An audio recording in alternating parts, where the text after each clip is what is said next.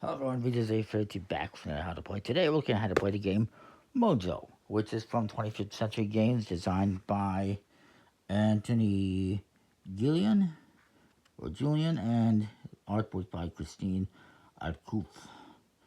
It's 3 to 8 players in about 30 minutes, ages 8 and up. It's again from 25th Century Games. Came out not long ago. And it also comes with a score sheet here, score pad. Double-sided too, so that's excellent. And a bunch of cards. The cards are, if I recall, the 79 cards. There is 8 blue cards. They're all zeros and ones, 4 of each. There is 15 green cards, 5 each, numbers 2, 3, and 4. The yellow cards is 18, 6 each of numbers 5, 6, and 7. There's 21 orange cards, 7 each, numbers 8, 9, and 10. And there's 16 red cards. I guess it's... Which one is the red cards? Oh, I seen... Yeah, red. That's the 11s and 12s. Okay, so it's kind of pink. That's why I'm like, red. Or it's red. It's kind of a pink color, but that's considered red, apparently. If you say so. And of those red cards, there's 16, all numbers 6, 11, and 12. 8 of each. So the higher the number, the more there is. You also get the score pad, and you get this Mojo card, which has a 0 on one side with an arrow pointing clockwise. The other side is a +10 with the arrow pointing the other way.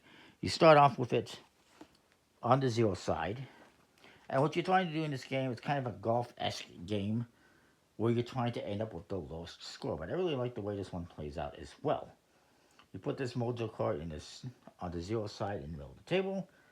You're going to deal each player 8 cards. So let's just do that quickly.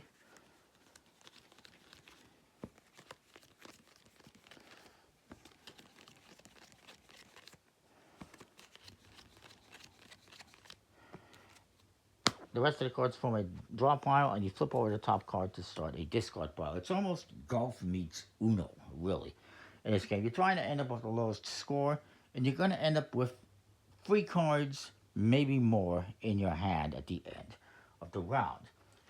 The way it works is on your turn, you can play a card from your hand onto the discard pile. If it's the same number as what's on the discard pile, like the 7, I get to go again. If I play a card like this 12 that is higher than that value, I must draw a card back into my hand. That, may or may not be good because I might just draw another 12, but in this case, I drew a 2, so I'm actually decreasing my score. So there's a bit of a push your luck element there.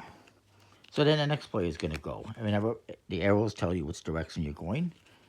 This guy's got 12, so he's going to play them. Now, he's going to play a 12. That means he gets to go again because it's the same number. He gets to go again. He gets to go again. And then he just plays this 8. If a card is lower in value than what's there, then you just end your turn. You don't draw any cards. If it's higher, you draw 1 card. If it's lower, you just end your turn. If it's the same number, you get to go again. So then this guy's going to go. Got a bunch of low value numbers here. And actually, I should double check something. Okay, he still has 4 cards. So this guy's going to play. He's just going to risk it. He's going to play a 12. He draws a card. Ooh, it's a 3. And this guy's going to go. He's going to play a 12. And then he's going to go again and play a 10. Again, he played a lower number, so nothing happens. He doesn't have to draw a card. It is my turn. I will play a 10. And then I will play an 11. Because I get to go again. And since I went up, I actually get to draw a card. Ooh, a 0. 0 may or may not be as good as you think. This guy will play. He'll just play a 7. Since he has now 3 cards, and actually, you see, that now he's kind of screwed. He has 3 cards. Once you have 3 cards left or less, you put them face down in front of you, and this triggers what is called Mojo time. This is now going to be a timer. This player is stuck with these 3 cards, whether he wants them or not, and they're going to continue around the table with everyone taking turns, as you'll see. So this guy's going to continue. He's going to play a card. He'll play the 6. This guy will play a 6, and then he'll play a 10 and draw a card. If it's higher, I will go and I will play 11 and draw a card. This guy will now simply flip one card over, and it basically means we have 3 rounds left. Now we got 2 rounds left. So this guy's going to go. He's going to just play a 6. This guy will go, and he will play a 9 and draw a card. And then I will go. I will play a 9 and then play my 11 and draw a card. This guy flips over another card. Once the last one is flipped over, the game ends. So basically one more chance for each player. He's just going to play a 6. This guy's going to play... And actually, yeah, no. If another person gets down to 3 cards, they will also put them face down. You can have multiple people in Mojo time at the same time. This guy will... He'll just play the 8. I'll explain why he did that instead of the 9. And then he comes to me, and I will play... I'll just play this 5. And actually, this guy would draw a card because he played a higher card, so I'll draw that. And then this guy flips over his last card, and the round ends.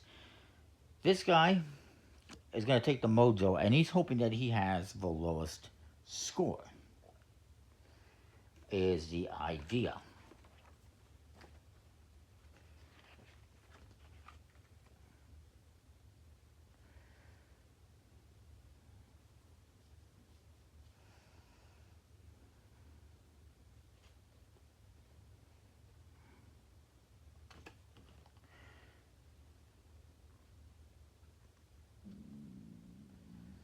So as soon as the person reveals their final card, or if a player somehow manages to play out all the cards, like if this guy had just a bunch of 12s like before and he just played them all out and he has no cards left, then the round would also end. And a person who, reveals the last card or plays out all the cards, gets the Mojo card, puts in front of them. Your score will be based on whatever cards you have in front of you, or if you don't have any cards in front of you, whatever you have left in your hand.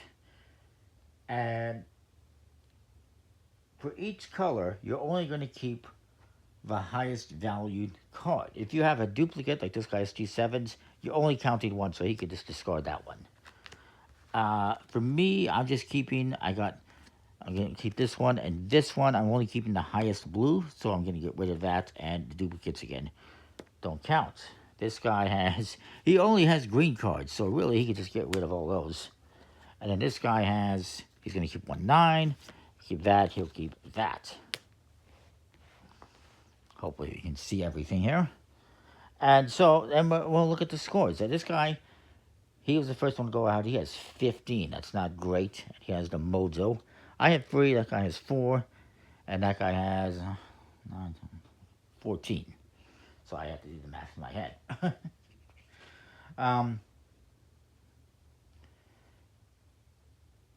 If you have the Mojo card in front of you and your score is the lowest, which it is not, you would get 0 points. Since it's not the lowest score, he actually flips this over and he's going to get an additional 10 points. So he actually now has 15 plus 10 is 25. Math, folks, it's good.